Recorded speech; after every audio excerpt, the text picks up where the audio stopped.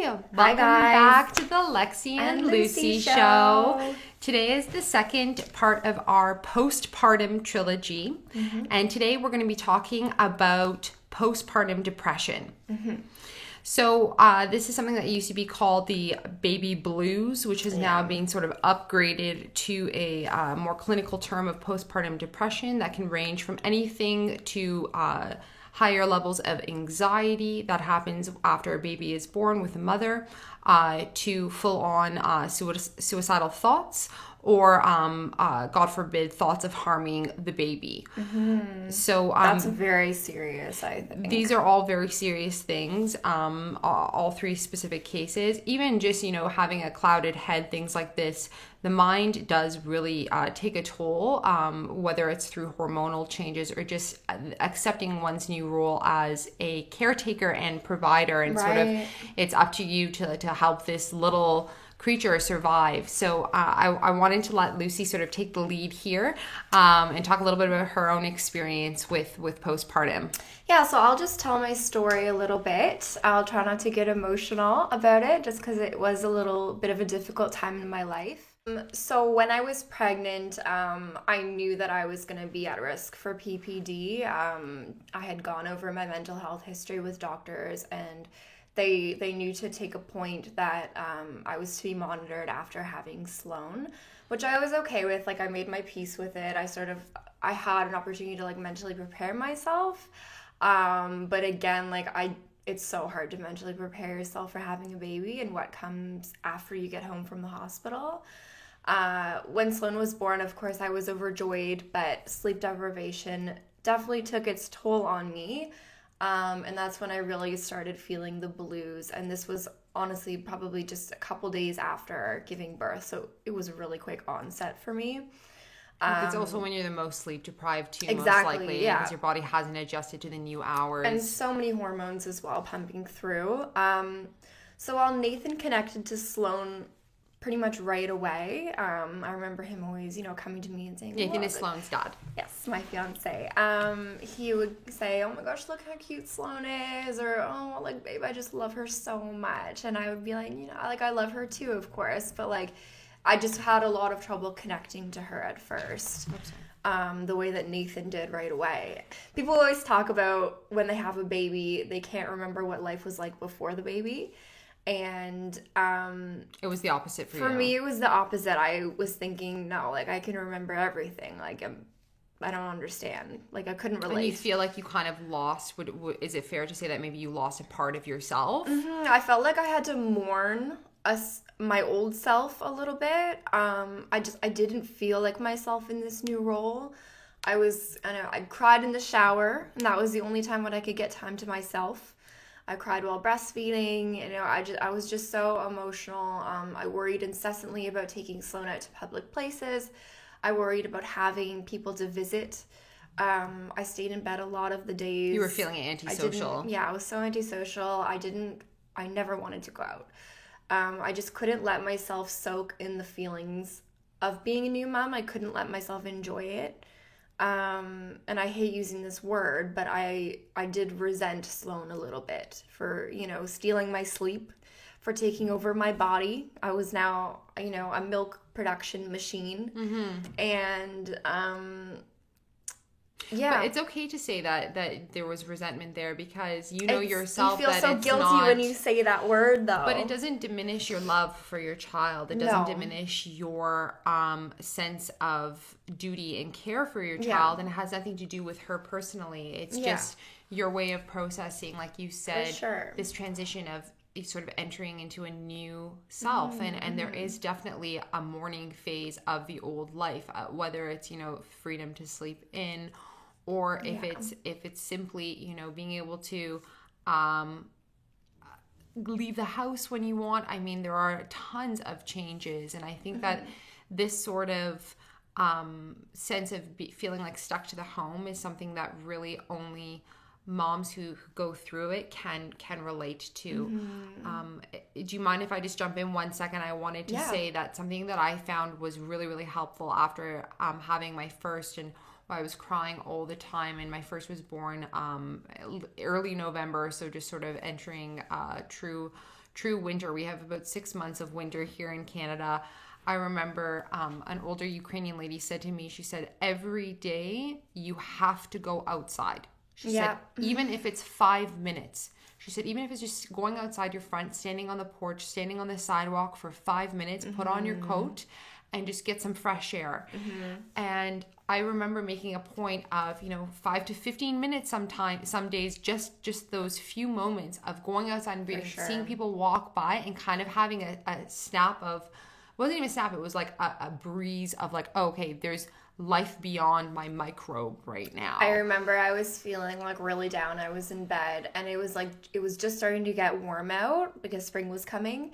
And I remember Nathan like forcing me out onto the patio so that I could breastfeed Sloan out there.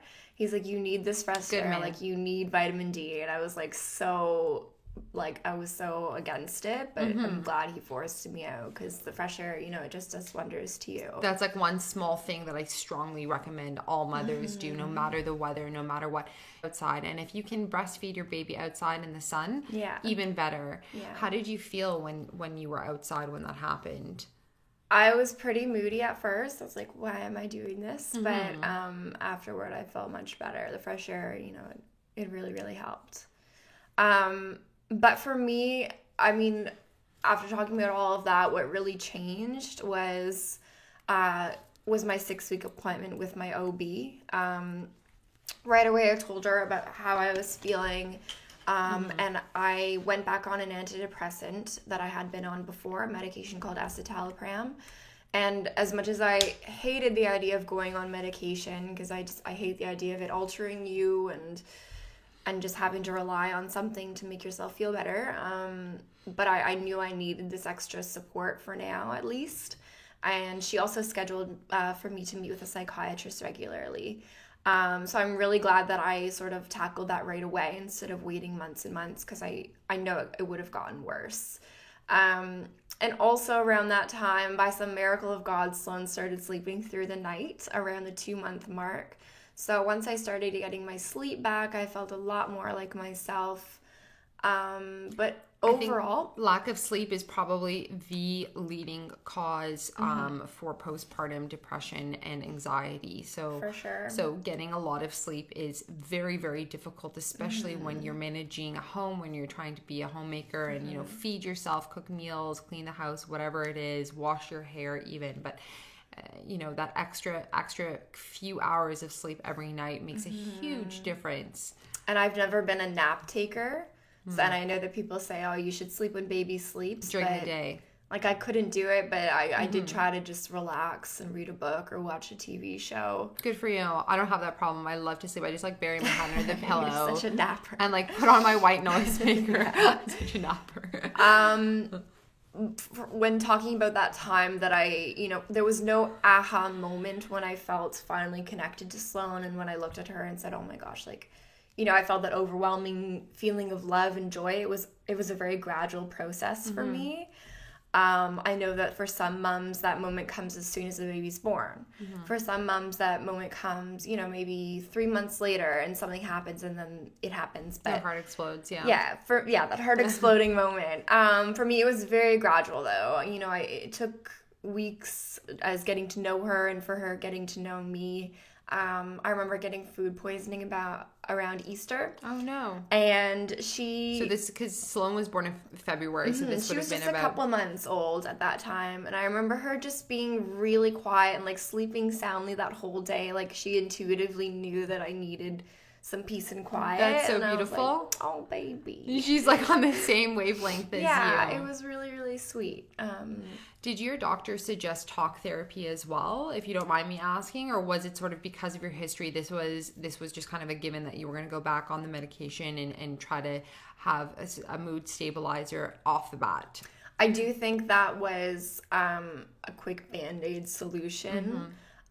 For me, I insisted on wanting to have someone to talk to at the same time, because I think that if you're just going on medication and using that as something to help you feel 100%, that's not the right way to go about it, because medication will only bring you to baseline, as a friend of mine has told me, which I agree with. It'll only bring you to baseline, and then you've got to do that extra work to get yourself to feeling better.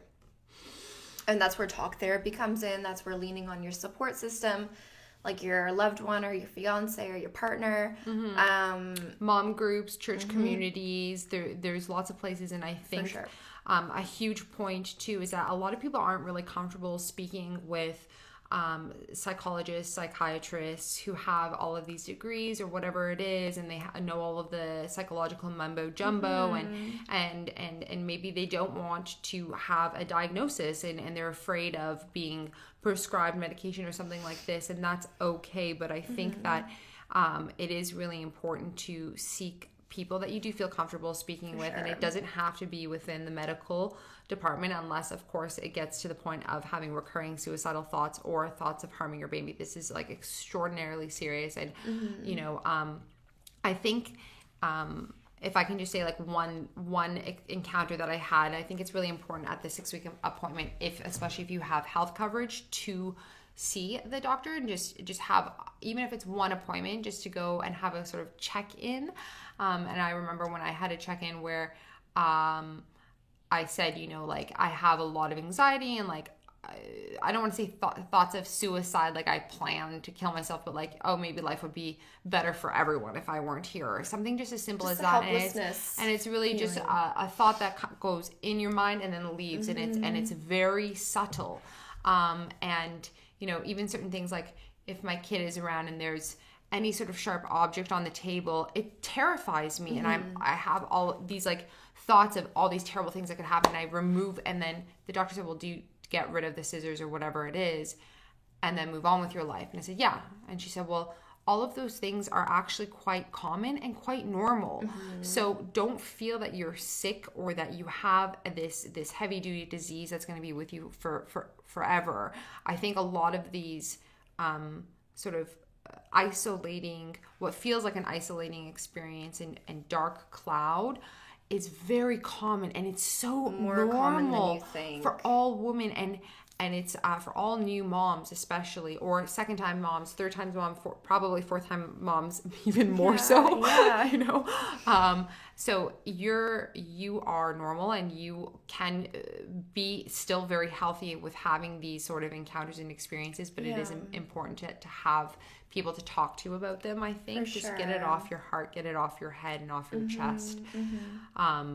For me, I knew that I didn't want to mess around. Like, I knew that I needed help right away, because if I'm not, like, if I was doing it just for me, that's one thing, but I'm doing it for Sloan. Like, I need to be the best mom for her. So I needed to just deal with it right away so that I could be there for her. And I think that's really responsible of you to go about that path. And I want to ask, now that Sloan is approaching 1, how do you feel about yourself now as somebody who has maybe finished mourning, or who is still mourning your life, your single life, your pre-mom life?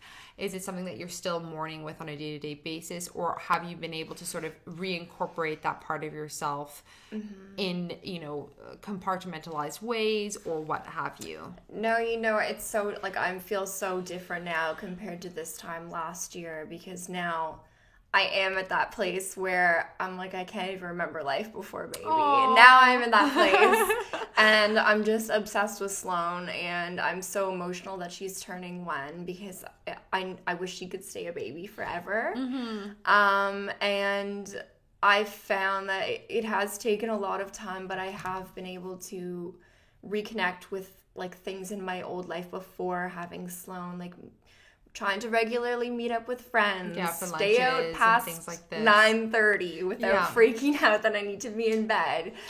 So things like that. And I think that these kinds of things are so important. And I think especially for, like, the dads out there too, to know that, like, a simple girl's lunch can mean the world. And it sounds really sort of flaky and silly, but it's not. These kinds of things, get your nails done once in a while, go for a massage if you can, you know, these sorts of things. I'm not saying every day, but if you can manage once every 2 weeks, for sure, do it. Treat yourself, because it's part of being a woman, and it's part of our mental health is to take care of ourselves. I remember talking to one of my best friends about how sad I was feeling in the very beginning this time last year, and she said, I know it's not much, but do something for yourself. Like, every day, if you can.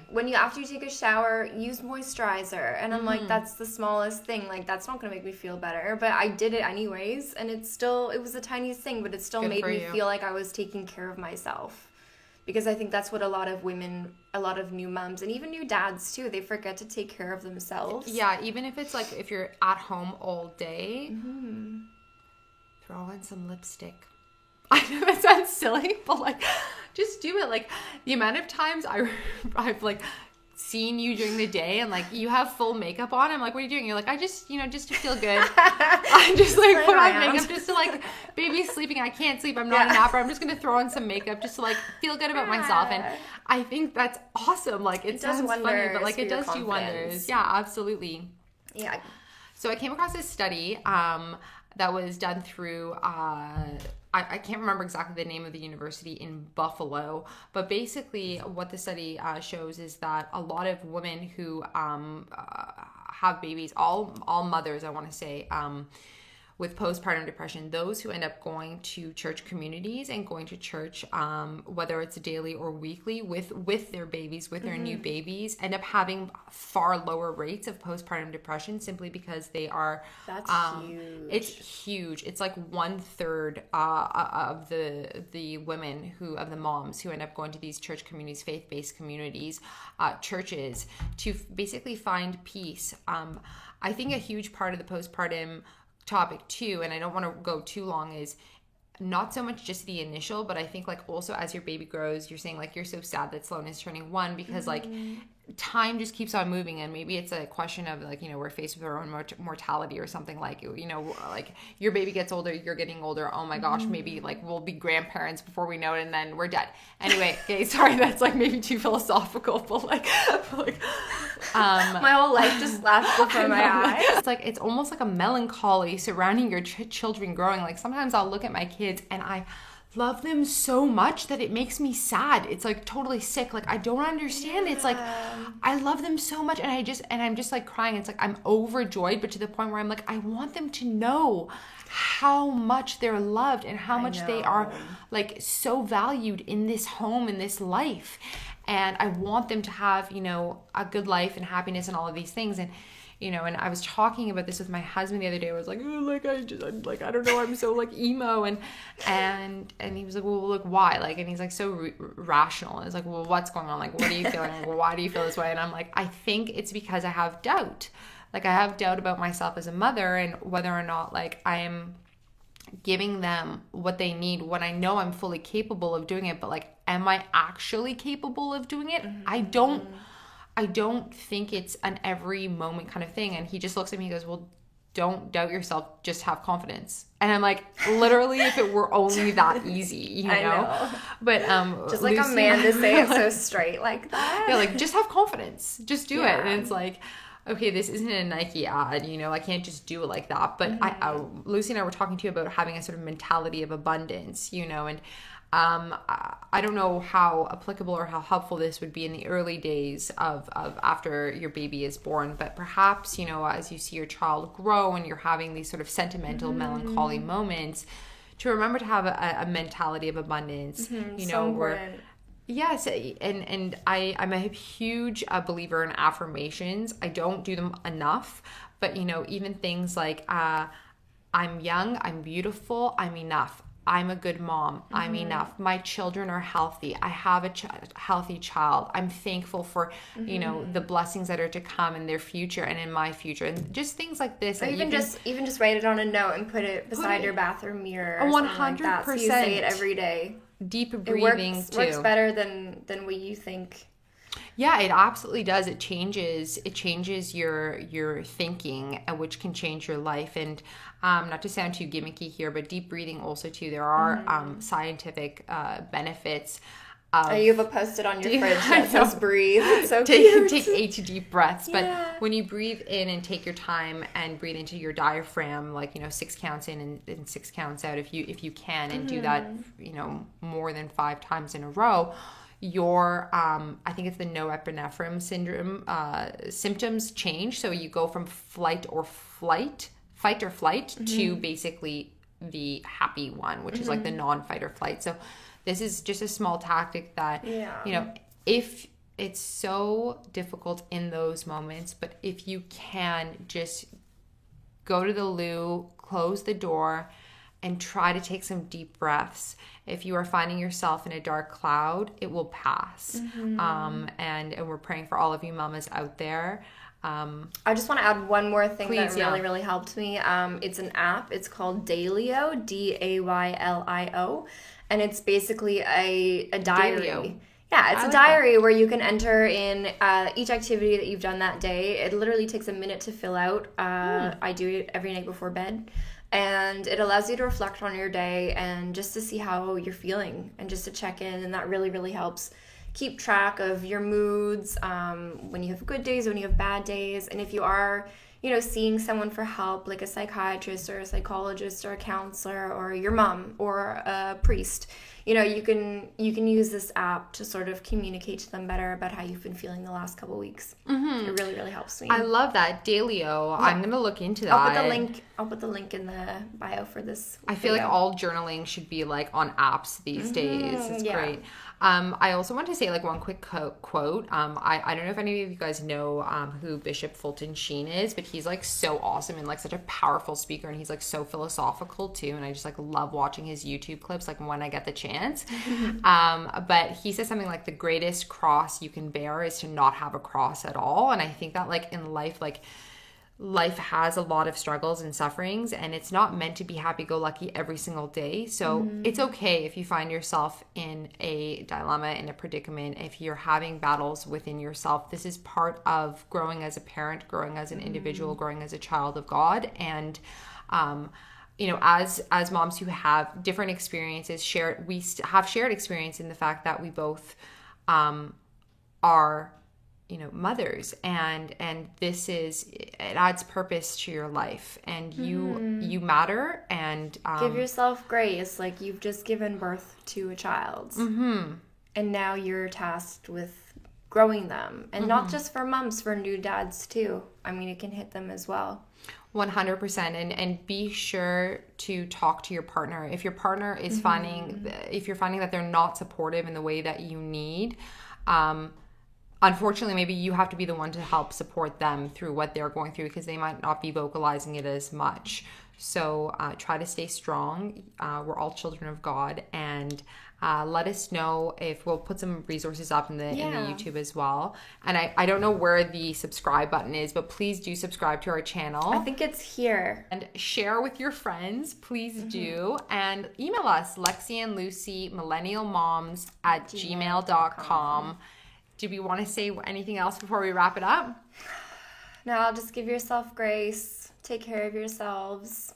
And if you have any questions or comments, reach out to us. And don't ever be afraid to walk into what is it called, like a medical center, if you are finding yourself at an absolute wit's end. And any church will take you. It doesn't matter what denomination you are. If there's a priest there, talk to him. Get help if you need it. Okay, we love you so much. Bye. Birthdays. Next one's going to be on guys. Yeah. Yahoo! Men. Okay. Bye.